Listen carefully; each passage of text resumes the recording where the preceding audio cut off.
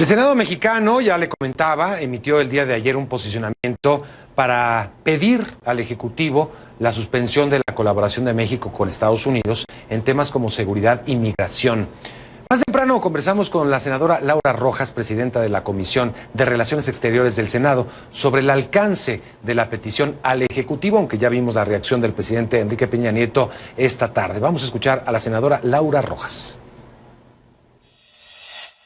El día de ayer, el Senado de la República, a propuesta de la Comisión de Relaciones Exteriores, adoptó un pronunciamiento en relación a la forma en la que el presidente Donald Trump se ha conducido hacia México, hacia los mexicanos, desde que era candidato y ahora en el tiempo en el que lleva dirigiendo el gobierno de los Estados Unidos. Este pronunciamiento es un pronunciamiento muy contundente que está compuesto por 4 puntos. En primer lugar, exigirle al presidente Trump respeto al pueblo de México, respeto al gobierno de México y a nuestras instituciones, y que cese esta manera ofensiva, amenazante, a base de chantajes, permanente, que ha prevalecido pues durante los últimos tiempos por parte del presidente Trump. En segundo lugar, hacemos un rechazo categórico a la militarización de la frontera con México. En tercer lugar, hacemos un llamado a nuestro propio gobierno, al gobierno de México, para que suspenda la cooperación bilateral con Estados Unidos en materia de migración y combate al crimen organizado. Y en cuarto lugar, estamos haciendo un llamado a los senadores y diputados de los Estados Unidos a que se sumen a este llamado para que el presidente Trump se conduzca con civilidad y respeto en cuanto a la relación con México y los mexicanos. Este pronunciamiento fue adoptado, fue votado por unanimidad en el Pleno del Senado de la República, y de esa manera pues se convierte en un llamado formal al gobierno de México. ¿Nos puede citar ejemplos específicos de cómo se suspendería esta colaboración en materia de migración y lucha contra la delincuencia? Bueno, eso lo tiene que definir el gobierno en el margen, por supuesto, de sus propias atribuciones. Para nosotros lo importante de este comunicado es el mensaje político. Es un mensaje político muy contundente, unánime, por parte de un poder del Estado mexicano, que hace a nuestro propio gobierno, que hace al gobierno de los Estados Unidos, particularmente al presidente Trump, de manera directa,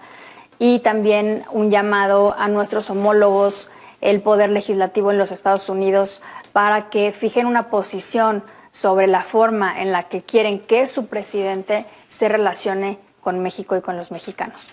Una vez que se dio a conocer que es la Guardia Nacional y no el Ejército de Estados Unidos quienes van a tener la presencia en la frontera con México, ¿cambia de alguna forma esto la postura del Senado? No cambia de ninguna manera nuestra posición, porque lo que resolvimos ayer en el texto del pronunciamiento es que la intención de militarizar la frontera la consideramos como un agravio más de los muchos que hemos recibido por parte del presidente Trump, y aunque no es el ejército sino la Guardia Nacional, el mensaje político por parte del presidente Trump a México y a los mexicanos sigue siendo el mismo, es decir, incrementar la seguridad en la frontera equivale a la construcción del muro. No es una barrera física como lo es el muro, pero claramente la intención del presidente Trump es poner una barrera entre los dos países, una barrera ahora con personas, y para nosotros eso sigue siendo un acto de enemistad, porque uno solamente incrementa la seguridad en la frontera cuando su vecino es un enemigo, y México no es un enemigo de los Estados Unidos.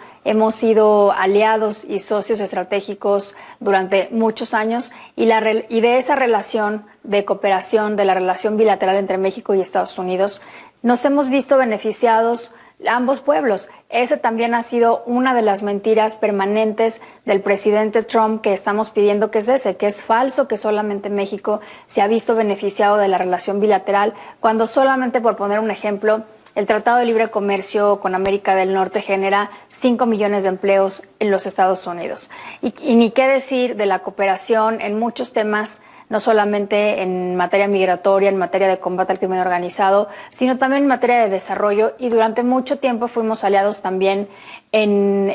temas de la agenda global, de la agenda regional, en los organismos internacionales, hasta que llegó el presidente Trump. Ahora, no es la primera vez que la Guardia Nacional llega a la frontera. En el pasado, ¿hubo una postura similar por parte del Senado o qué hace diferente en aquellas ocasiones de esta? Esta vez es completamente diferente a las anteriores ocasiones porque se enmarca en un conjunto, o digamos es parte de un conjunto de acciones hostiles y enemistosas que ha hecho el presidente Trump desde que era candidato y hasta nuestros días. Es una acción que no es una acción aislada, que no es una acción que de política pública solamente, que va a atender un problema específico en la frontera, sino que es, insisto, parte de un conjunto, de un paquete de acciones y sobre todo de una forma de entender la relación con México del presidente Trump, que es a todas luces ofensiva, falaz y que, insisto, ha estado basada en el chantaje y en la amenaza permanente. Pues ahí estaba la presidenta de la Comisión de Relaciones Exteriores del Senado de México. Y sobre el tema del envío de la Guardia Nacional a la frontera también se pronunció el presidente de la Comisión Nacional de los Derechos Humanos, Luis Raúl González Pérez.